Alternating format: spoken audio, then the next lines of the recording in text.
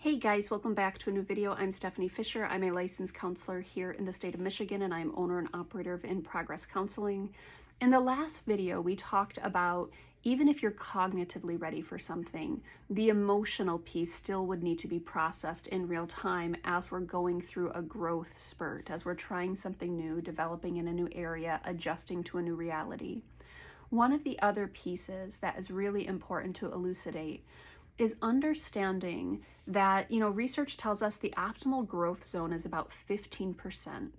And I think it's between 7 and 15% is what the numbers I had seen said.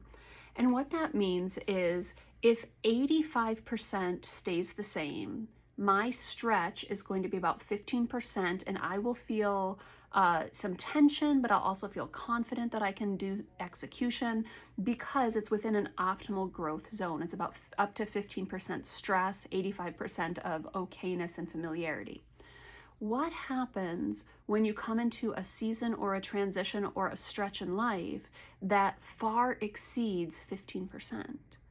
It's going to happen. When shifts happen in our lives, even shifts that we choose, sometimes the growth zone is astronomical. If I were to go and relocate to another state, even while I'm choosing that, and maybe I leave for a job and maybe my husband comes with me, there's still substantial roots that need to be put down for us to stabilize in a new place.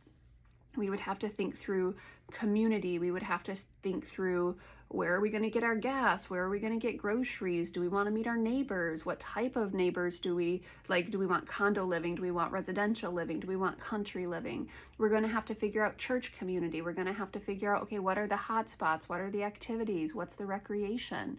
It's way, I'm not going to say too much, but it is way too much to solve all at once. And what can happen is we might go through a huge stretch and we want to stabilize immediately.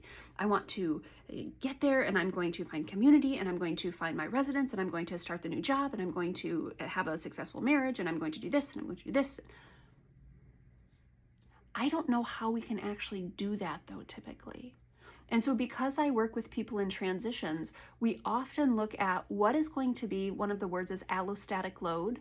What is going to be your allostatic load? So the amount of pressure put on you, what are the resources you have to deal with that reality, and how much tension is there going to be when the resources you need aren't quite matching up to the pressures that are going on.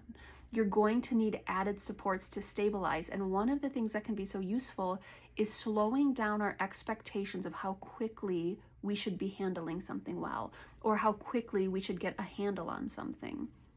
Our expectations can be such a catalyst for distress. So when someone comes, let's say they've moved to West Michigan, they come and see me 6 weeks later, and they're like, I feel out of sorts, I'm disorganized, I can't believe I'm not successful yet. Oh, I can. It actually sounds like you've had a really stressful 6 weeks, you've gotten a lot done, and yet there's 100 more pieces moving around right now. You're barely in West Michigan, let alone in the rhythms of your life, let alone in the rhythms of your life that you've intentionally chosen and practiced and rehearsed. It's probably going to take a while. The expectation management is a big deal. So when I have a client who's saying, hey, I'm starting a new job next week, we talk through, what do you need this weekend to be successful?